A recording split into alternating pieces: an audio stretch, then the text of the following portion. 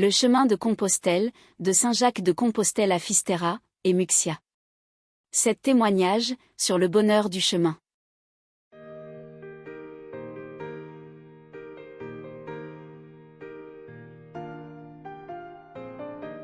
Le chemin de Compostelle est un parcours spirituel, un voyage intérieur qui nourrit le corps et l'âme. À travers l'expérience de cette pèlerin, nous découvrirons pourquoi ce chemin fascine et transforme ceux qui le foulent, pourquoi il est bien plus qu'un simple trajet, et comment il devient une quête de sens. Chacune et chacun partage ses raisons de marcher et les leçons qu'il en tire, illustrées par une citation qui résonne avec leur vécu. Que l'on soit en quête de paix intérieure, d'émerveillement ou de réconciliation avec soi-même, chaque étape devient une invitation à la découverte. Et tous font le même constat, c'est un chemin qui vit en nous, pour toujours.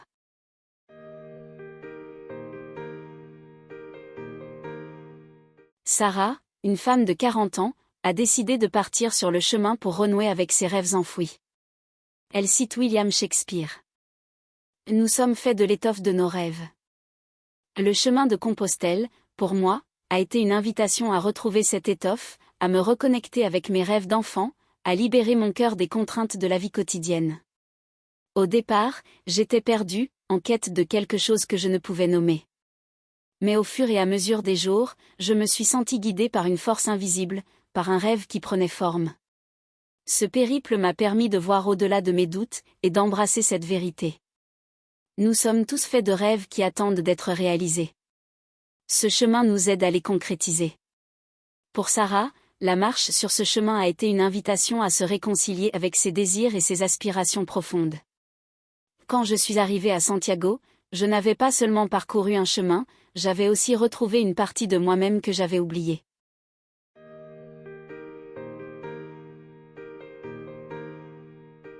Pierre, 55 ans, a vécu sur le chemin de Compostelle, une belle expérience de partage et de bienveillance. Il évoque Antoine Bertrandi. Le Camino est une expérience qui porte bien au-delà de Santiago, qui enveloppe de bienveillance envers autrui, et surtout envers soi-même. Le chemin ne se résume pas à un point d'arrivée à Santiago. C'est bien plus que cela. C'est une expérience qui commence bien avant d'arriver dans la ville sainte et qui continue après. En marchant, on apprend à se connaître, à se respecter, à s'aimer soi-même.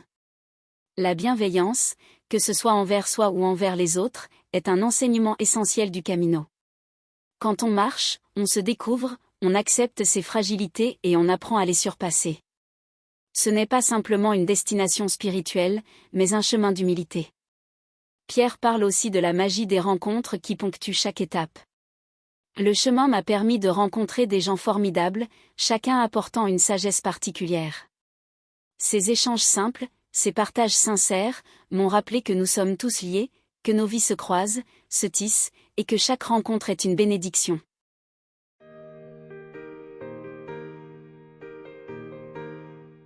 Hélène, une pèlerine de 29 ans, admiratrice du chanteur Yves Duteil, nous confie son secret.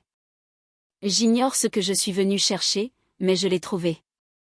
Ce qui m'a poussée à marcher sur le Camino, dit Hélène, c'était cette recherche intérieure, sans savoir exactement ce que j'allais trouver.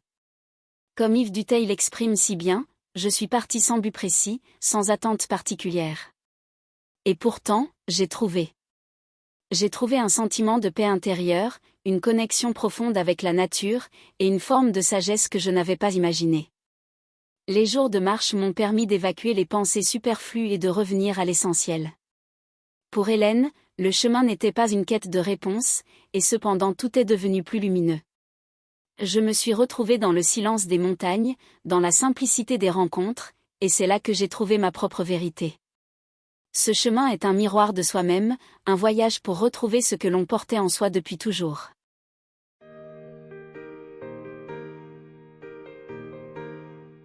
Julien, 40 ans, a vu dans le chemin de Compostelle une métaphore de la vie.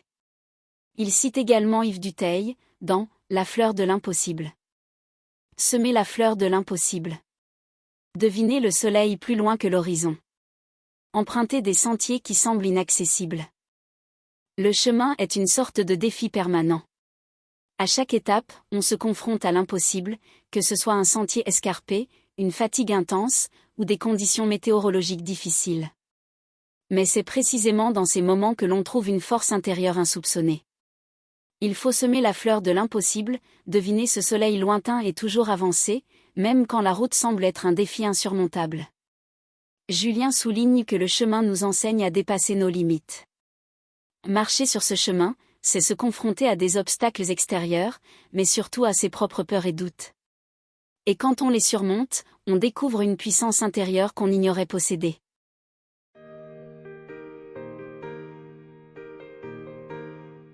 Catherine, 50 ans, mentionne le philosophe Nietzsche, pour exprimer la richesse des réflexions qu'elle a eues pendant sa marche. Seules les pensées qui nous viennent en marchant ont de la valeur. Marcher sur le chemin de Compostelle a été pour moi une expérience de réflexion profonde. Le mouvement du corps, les paysages qui se succèdent, le silence qui nous enveloppe, tout cela crée un espace idéal pour laisser émerger des pensées, des idées, des réponses.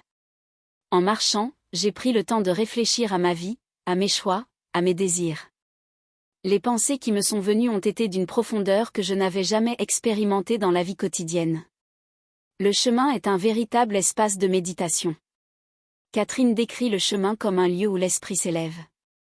Loin du tumulte de la vie moderne, on retrouve une sérénité propice à la pensée. Marcher, c'est aussi se donner la liberté de penser sans jugement. C'est dans cette liberté que l'on découvre souvent ce qui nous anime vraiment.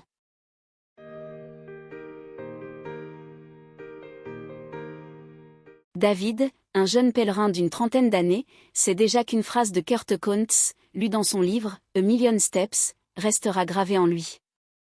I believe we all have an internal light, and the Camino acts as a rheostat, to greatly increase the intensity. Je crois que nous avons tous une petite lumière interne, et le chemin agit comme un rhéostat, pour accroître merveilleusement son intensité. Cette maxime illustre l'une des grandes révélations de son expérience sur le chemin. Le chemin, pour moi, a été comme un amplificateur de lumière intérieure. Chaque jour, chaque pas me rapprochait un peu plus de cette lumière, de cette énergie, qui est en chacun de nous. Le chemin est une forme d'activation de notre potentiel intérieur. Il nous aide à allumer cette lumière en nous, et à la faire briller de plus en plus fort à mesure que nous avançons. C'est une expérience spirituelle, une montée en puissance de ce qui est déjà présent en nous, mais caché sous les couches de la vie quotidienne. David parle aussi de la transformation intérieure qu'il a vécue. Ce chemin est un véritable voyage spirituel. Il m'a permis de découvrir une forme de paix intérieure que je n'aurais jamais imaginée.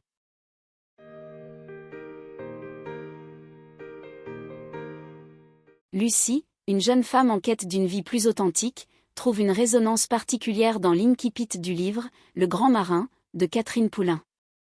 Il faudrait toujours être en route pour l'Alaska. Mais y arriver, à quoi bon?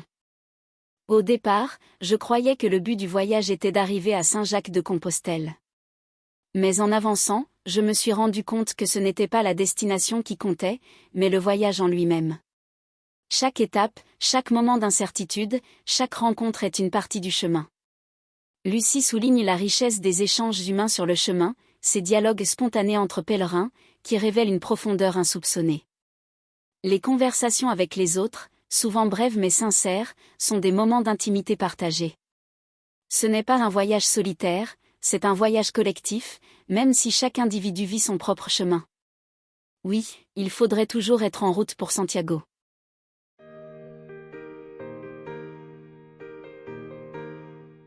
Tous ces témoignages nous disent une même chose. Le chemin de Compostelle est un voyage incomparable, un espace où chaque pèlerin trouve ce qu'il cherche, souvent sans savoir exactement quoi. C'est un lieu de rencontres humaines et spirituelles, une route qui apaise l'âme et ressuscite le corps. Ce voyage offre une aventure qui dépasse largement la destination, transformant ceux qui y marchent à chaque pas. Oui, il faudrait toujours être en route pour Santiago.